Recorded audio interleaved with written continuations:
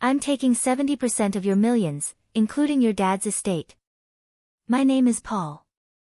I'm 32 years old and I run a construction equipment rental business in Phoenix, Arizona. Victoria said those words with a smirk that could cut glass right there in the courtroom packed with lawyers and spectators. She thought she had me cornered. Thought 3 years of marriage entitled her to everything my father and I had built over decades. I sat quietly at the defendant's table while her attorney shuffled papers with the confidence of a man who believed he was about to collect the biggest payday of his career. Victoria wore that navy blue dress she saved for important occasions, the one she bought with my credit card 6 months ago. Her blonde hair was pulled back in a tight bun, and she kept glancing at the gallery behind us where a few of her friends had shown up to watch what she called my victory lap. The thing was, I'd been feeling something was off for months now. Victoria had started asking more questions about my finances.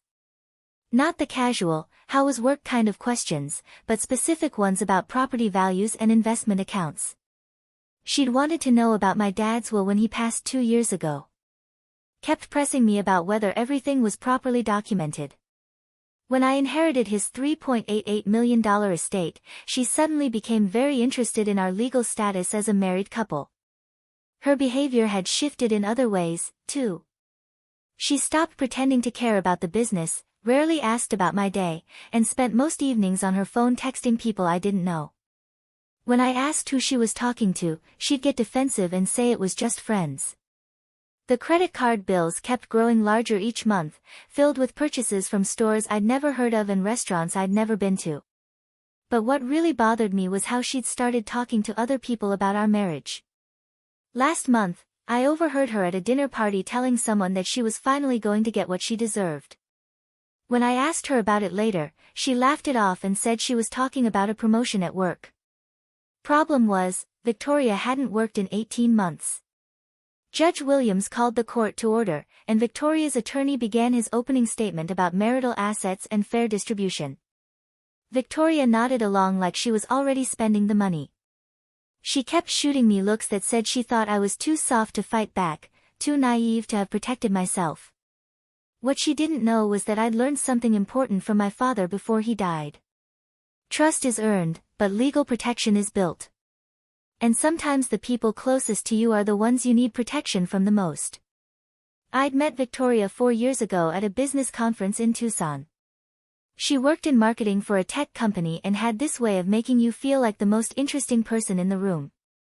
She was smart, beautiful, and seemed genuinely impressed by what I'd built with my father in the construction equipment business. We'd started with 2 bulldozers in a dream 30 years ago. And by the time I met Victoria, we were the largest equipment rental operation in the Southwest. Victoria moved in with me after 6 months. She was attentive, supportive, and seemed to understand the long hours that came with running a family business. When my father got sick, she was there through every hospital visit and every sleepless night. She held my hand at his funeral and told me she'd help me honor his legacy. But looking back, the warning signs were there early. Victoria had expensive tastes that didn't match her marketing salary. She always wanted to eat at the nicest restaurants, buy clothes from boutiques downtown, take weekend trips to expensive resorts. When I asked about her spending habits, she'd say she worked hard and deserved nice things. I didn't mind paying. I loved her and I could afford it. The real shift happened after we got married 3 years ago. Victoria quit her job 6 months later, saying she wanted to focus on supporting my career. That support mostly involved spending my money and complaining when I worked late. She started talking about our assets and our future in ways that made me uncomfortable when I mentioned keeping some business finances separate. She accused me of not trusting her. My father had always been protective of the family wealth. He'd made his money through careful planning and hard work, and he taught me to be smart about legal protections. When Victoria and I got engaged, he insisted we get a prenuptial agreement. It's not about love, son, he'd said. It's about protecting what we've built for the next generation. Victoria had resisted at first, claiming it showed I didn't trust her. But my father's attorney, William Chen, no, his name was William Garrett, had explained that prenups were standard practice for anyone with significant assets. Victoria eventually signed it, though she complained the whole time about how unromantic it was. She said she didn't even bother reading the whole thing because she trusted me. The prenup was comprehensive. It protected all premarital assets, inheritance money, and business holdings. Victoria would be entitled to half of any assets we acquired together during the marriage. But everything I'd built before we met, and everything I inherited from my father would remain mine alone. I'd thought the prenup was just a formality, something to make my father feel better about his son's marriage. I never imagined I'd actually need it. But as Victoria's true intentions became clear over the past year, I realized my father had been wiser than I'd given him credit for. The moment everything crystallized was 3 weeks ago. I came home early from a job site and found Victoria on the phone in my home office going through financial documents spread across my desk. She was reading numbers from my father's estate paperwork to whoever was on the other end of the call. Yes, $3.88 million in property and investments, she was saying. Plus, the business is valued at around $6 million. I'm telling you, this is going to be huge. When she saw me standing in the doorway, her face went white. She quickly hung up and started gathering the papers. Oh, hi, honey. I was just organizing some paperwork for you. Who were you talking to? Nobody important, just my sister. But Victoria's sister lived in Seattle and never called, and I'd never given Victoria permission to go through estate documents. Those papers were locked in my office safe, which meant she'd somehow gotten the combination. I didn't say anything that day, just nodded and walked away. But something inside me went cold and clear. Victoria wasn't organizing paperwork to help me. She was calculating how much she could take. Over the next few days, I started paying closer attention. Victoria made calls when she thought I couldn't hear. She'd started using terms like community property and marital assets in casual conversation. She'd even asked me about hiring a good divorce attorney under the guise of helping a friend. The final confirmation came when I checked our joint credit card statements. Victoria had charged several thousand to something called legal consultation services 2 months ago. When I called the number, it turned out to be a family law firm downtown. The receptionist confirmed that Victoria had been a client. My wife had been planning to divorce me and take half my fortune for at least 2 months. She'd been gathering financial information, consulting lawyers, and calculating her payout. All while sleeping in my bed, and spending my money. I sat in my truck outside the equipment yard that night for over an hour, watching the sunset paint the mountains orange. I wasn't angry exactly. I was disappointed. Disappointed that someone I'd loved and trusted had reduced our marriage to a business transaction. Disappointed that my father's warnings about protecting family wealth had turned out to be necessary. But underneath the disappointment was something else. Relief. Relief that I'd listened to my father. Relief that I'd protected what 3 generations of my family had built. Relief that Victoria's greed would ultimately be her downfall. I pulled out my phone and called William Garrett, the attorney who drafted our prenuptial agreement. Bill, it's Paul. I need you to review that prenup you wrote for Victoria and me. I think I'm going to need it. The legal machinery was already in motion. Victoria just didn't know it yet. Soon she'd learn the difference between what she wanted and what she was legally entitled to, and the lesson would cost her everything. Victoria filed for divorce on a Tuesday morning. I was at the yard checking inventory when William Garrett called me with the news. Her attorney had submitted paperwork demanding 50% of all marital assets, including my inheritance and the family business. They were claiming that everything acquired during our marriage should be considered community property. They're asking for nearly $5 million, Bill told me over the phone, plus half the business and spousal support. I wasn't surprised, but seeing the numbers in black and white still hit different. Victoria had calculated everything down to the penny. She'd even included the value of equipment I'd purchased after we got married, claiming it was bought with marital funds and therefore subject to division. When I got home that evening, Victoria was packing her clothes into suitcases. She'd already moved out most of her jewelry and personal items. The house felt hollow, like someone had sucked all the warmth out of it. "I suppose you got the papers," she said without looking up from folding her designer dresses. "I did." "Good. Then you know this doesn't have to be ugly, Paul. Give me what I'm entitled to, and we can both move on with our lives." The way she said entitled made my jaw clench, like my father's life's work was something she deserved just for sleeping in my bed for 3 years. "We'll let the lawyers figure out what you're entitled to," I said. Victoria finally looked at me then, and her expression was pure calculation. "You can fight this if you want, but my attorney says I have an excellent case. 3 years of marriage, community property state, significant assets acquired during the marriage. The math is pretty simple." She was trying to intimidate me, trying to make me think that fighting would be expensive and futile. Her lawyer had probably told her that most men in my situation would settle rather than go through a lengthy court battle. "Is that what your attorney told you when you paid him $3,000 2 months ago?" Victoria's hands stopped moving. She'd been folding a blue sweater and now she just stood there holding it. "I don't know what you're talking about. Legal consultation services charged to our joint account in July. Did you think I wouldn't notice?" For the first time since I'd known her, Victoria looked genuinely rattled. I was exploring my options. Any smart woman would do the same.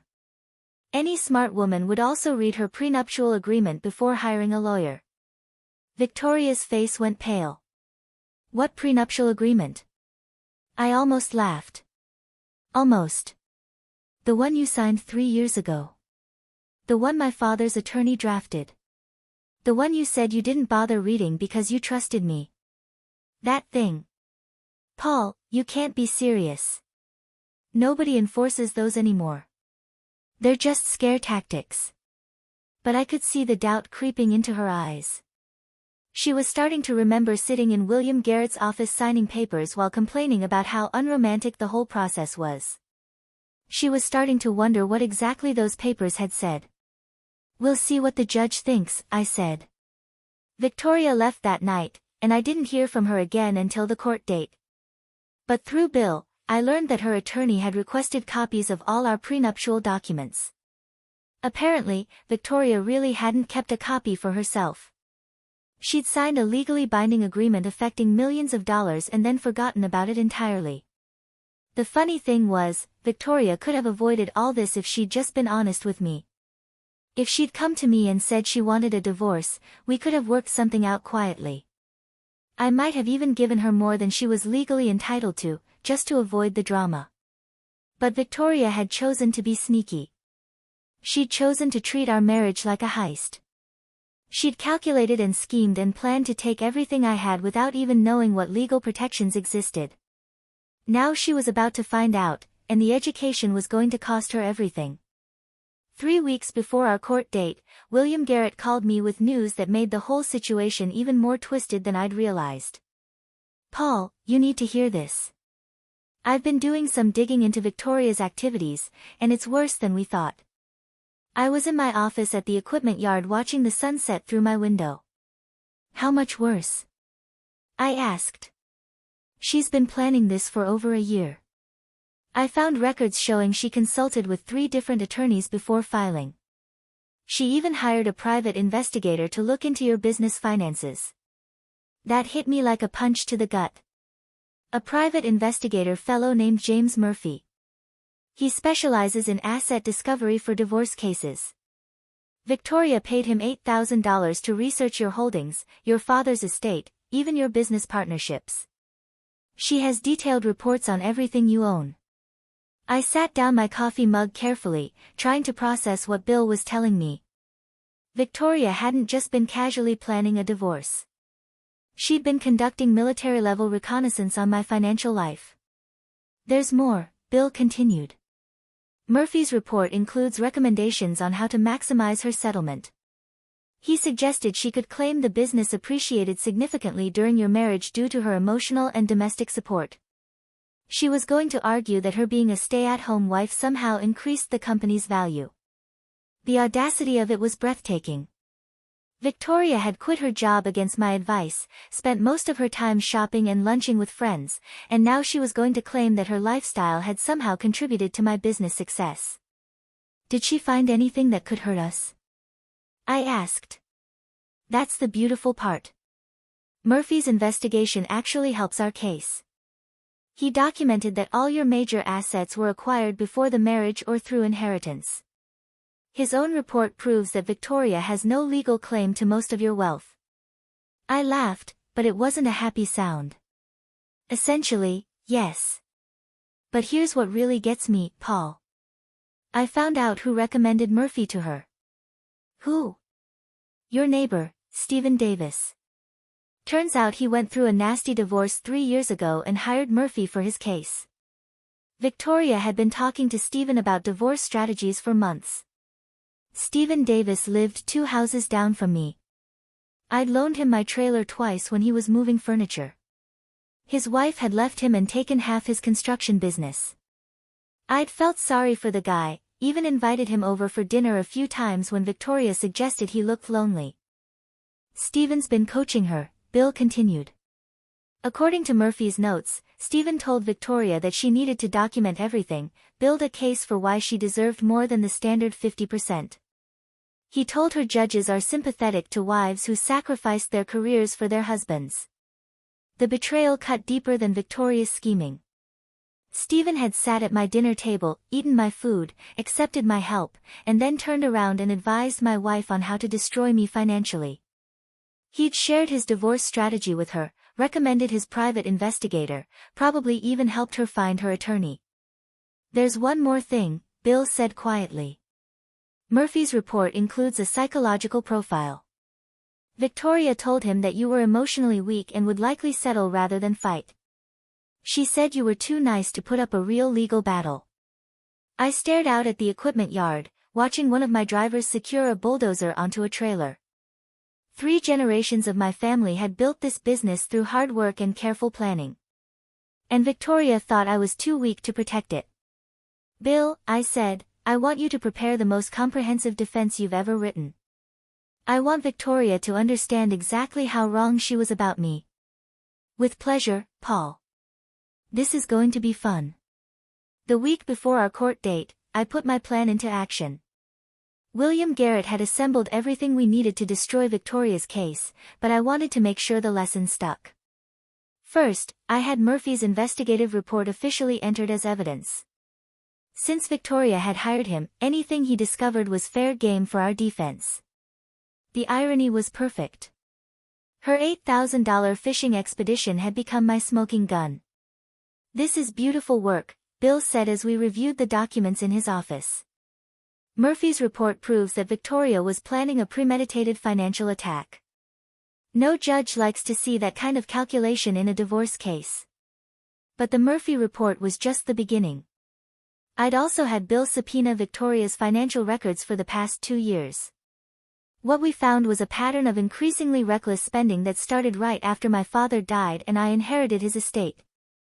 Victoria had charged over $60,000 to our joint credit cards in the past 18 months.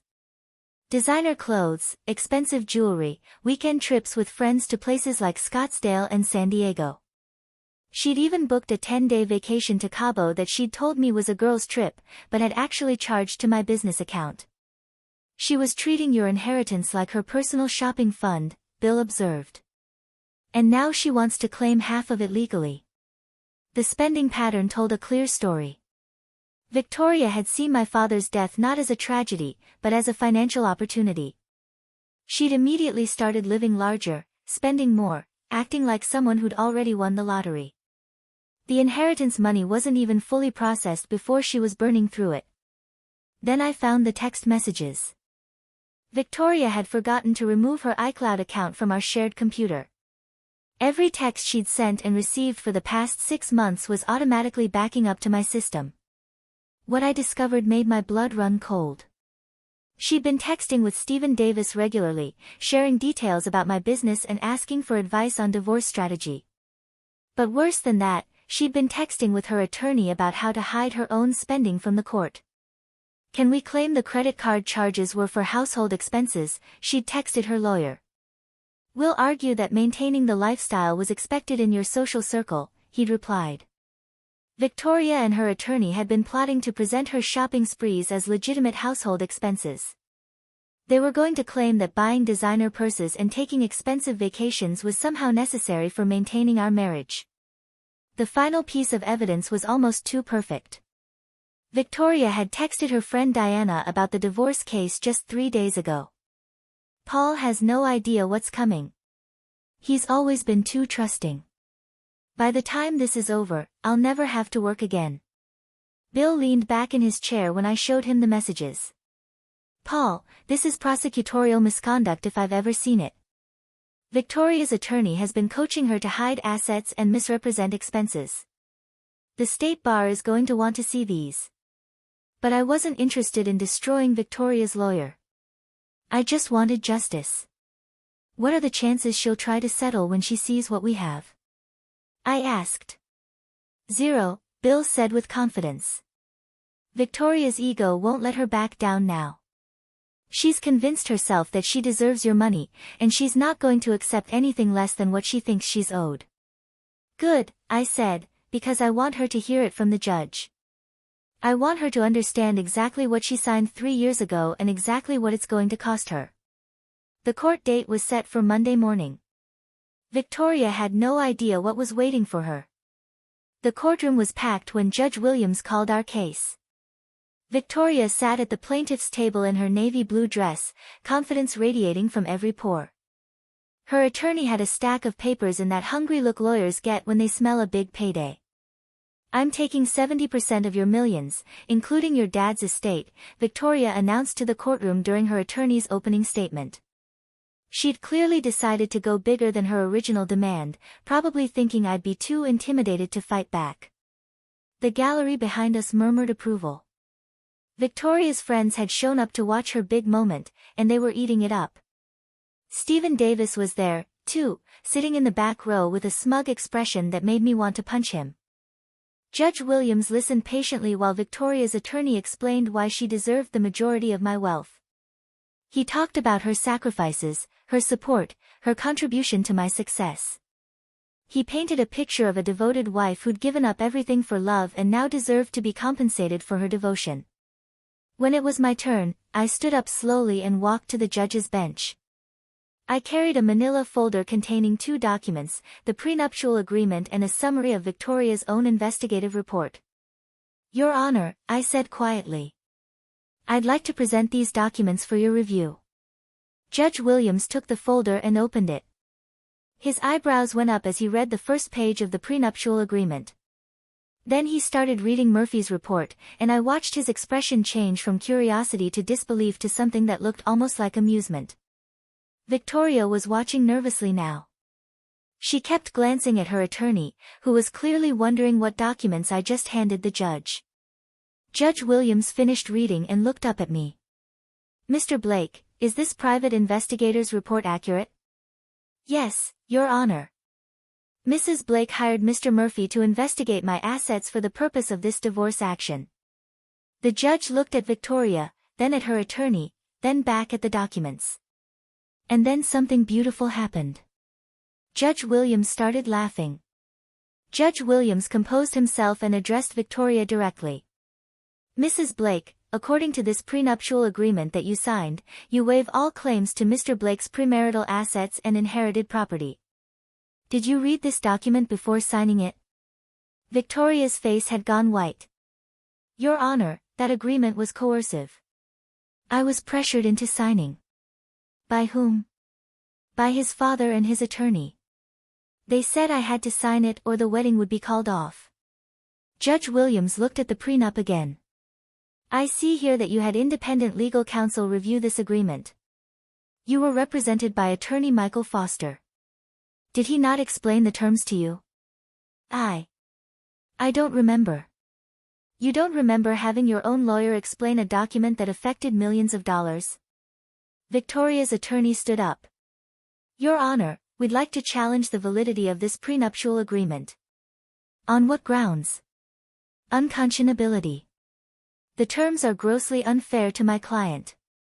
Judge Williams set the documents down and looked at Victoria with something approaching disgust. "Mrs. Blake, you hired a private investigator to document your husband's assets so you could claim them in divorce proceedings. You spent $60,000 on personal luxuries while planning to divorce him. You consulted with multiple attorneys to maximize your settlement. And now you want this court to invalidate a legal agreement because you didn't bother to read it." The courtroom was dead silent. Victoria's friends had stopped whispering. Stephen Davis was staring at his shoes. "The prenuptial agreement is valid and enforceable," Judge Williams declared. "Mrs. Blake is entitled to half of any assets acquired during the marriage minus the debts she incurred. Based on the evidence presented, that amounts to approximately $15,000. Victoria made a sound like she'd been punched. Court is adjourned. Victoria faced complete financial devastation when the prenuptial agreement left her responsible for all the credit card debt she'd accumulated while receiving no share of the assets she'd counted on. She was forced to declare bankruptcy within 6 months, and her attempts to find employment failed when potential employers discovered her reputation for pursuing relationships for financial gain rather than genuine affection. Her social circle abandoned her when the court proceedings revealed the calculated nature of her marriage scheme. And Stephen Davis moved away quietly after his role in coaching her became public knowledge. Her dating prospects disappeared entirely when word spread through Phoenix social circles about her failed attempt to manipulate the legal system for personal enrichment. "I used a portion of my protected inheritance to help others by providing legal education about asset protection for small business owners. Finding peace in the knowledge that my father's wisdom had not only saved our family legacy, but could help others protect theirs as well. Sometimes the people who mistake your kindness for weakness teach you the most valuable lessons about the difference between love and calculation."